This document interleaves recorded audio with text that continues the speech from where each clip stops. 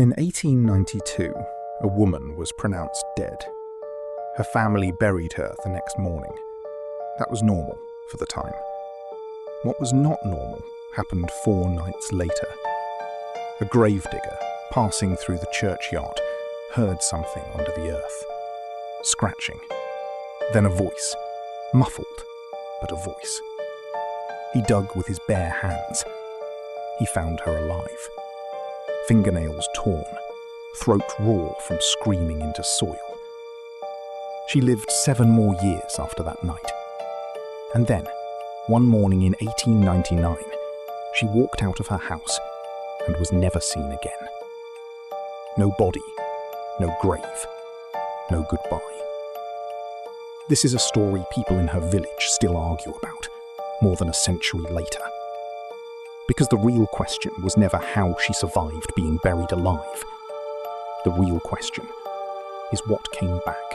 Her name, in most versions of this story, was Ana Costin. Some records spell it differently. Church registries from small Eastern European villages in the late 1800s were kept by hand, often inconsistently, and fires and wars destroyed many of them since. What survives is fragments, a christening record, a marriage license, and a burial entry crossed out. Anna was 22. She had been married 5 months earlier, in the spring, to a miller named Toma. Villagers who remembered her, in accounts passed down through their grandchildren, described her as quiet, careful, the kind of young woman who kept to herself but was well liked. In late autumn, she fell ill. The illness came fast. Fever. Then a strange stillness. Long stretches where she barely seemed to breathe. The village doctor, a man with limited training and even more limited equipment, examined her twice. He found no pulse. Her skin had gone pale and cold. Her chest, he said, did not rise. By the standards of 1892 medicine, that was death. This is important to understand because it is the hinge the entire story turns on. In the 19th century, before stethoscopes were common outside cities, before any real understanding of comas, catalepsy, or deep unconsciousness, doctors could be wrong, badly wrong. Historical records from this era, across Europe and America, document a real and disturbing pattern. People declared dead who were not dead at all. It was common enough that inventors patented safety coffins, coffins fitted with bells, breathing tubes, and flags, so that anyone who woke underground could signal for help. Anna's family did not have money for a safety coffin. She was dressed in white, laid in a plain wooden box, and buried within a day and a half, as custom and climate both demanded. Her husband, Toma, did not attend the burial. According to the oldest surviving account, a letter written decades later by a relative, he collapsed the morning of the funeral and could not be moved from his bed. Grief, the family said. He would say something different years later to his own children, but we'll come back to that. 4 nights after the burial, a gravedigger named Petra was crossing through the churchyard on his way home. It was late, cold, the kind of night where sound travels strangely across open ground. He said he heard scratching. At first, he assumed it was an animal. Foxes were common in the area, and it wasn't unheard of for something to dig near a fresh grave. Then he heard the voice. He would later tell the priest that it did not sound human at first. Low, wet, broken, like a voice trying to remember how words worked. But then it said one word, clear enough to understand. Please. Petra dug with a shovel he'd left near the grave that afternoon. When the wood of the coffin lid gave way, he said the smell hit him first. Earth and something worse underneath it. Then a hand came through the gap. He pulled her out himself. Her nails were destroyed. Her throat was raw. Her white burial dress was torn and black with soil.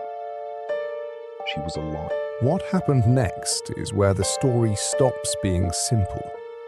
Anna recovered physically over the following months. The village doctor, the same one who had pronounced her dead, reportedly refused to discuss the case for the rest of his life. He left the profession 2 years later. But those who knew Anna before her burial said something had changed in her. Not dramatically, not in any way she could explain to a priest or a husband. Just a difference, a distance. Her sister, in one of the only first-hand accounts that survives, described it this way in a letter written many years afterward. She came back to us, but she did not come back the same. She would sit for hours looking at nothing, and she stopped sleeping at night. She said the dark underground had taught her something about waiting, and she would not say more than that. Toma, her husband, lived with her for 7 more years. Neighbors described the marriage as quiet, not unhappy, just careful, the way people are careful around something fragile they don't fully understand. They had no children. Villagers noted, with the kind of detail that only survives in gossip passed through generations, that Anna never again attended a funeral. Not one, not even for her own mother, who died 4 years after the incident. She would not go near the churchyard at all. In the spring of 1899, 7 years after the night Petri pulled her from the earth, Anna rose early, dressed, and told her husband she was going to walk to the river. This was not unusual. She often walked alone in the mornings. She did not come back. Toma searched the riverbank that afternoon. Neighbors joined him by evening. They searched for 3 days. The water, the woods, the road toward the next village. They found nothing. No footprints past the tree line, no clothing, no body. Ana Costin had disappeared completely. Here is where the story splits into 2 very different endings, and where, more than a century later, people still argue about which one is true. The official record, such as it exists, lists her as a missing person, presumed drowned. Case closed within the year, as was common for the time. But the account passed down through Toma's own family tells something else. According to that account, Toma broke his silence only once, late in his life, to his eldest daughter from a second marriage. He told her that in the years after Anna's return, he began to notice something. He said Anna no longer cast a shadow the same way in candlelight. He said she never once, in 7 years, complained of being cold, even in the coldest winters. He said she flinched, violently, Uncontrollably, at the sound of church bells, every single time, for 7 straight years. And he said that on the morning she walked to the river, she turned back to him at the door and said only this: "I stayed as long as I could, but something down there is still waiting for its turn." Then she left. There is no way to verify this account. It comes second-hand, from a daughter, about a conversation that happened when Toma himself was old and possibly not entirely well. Skeptics have a simpler explanation, and it may well be the correct one. A woman who survived a trauma almost no human being survives, who spent 7 years in a small village where everyone knew she'd clawed her way out of a grave, who was never allowed to forget it. Such a woman might simply walk into a river and not come back. Grief and shame have driven people to rivers with far less reason. That is, without question, the more likely explanation.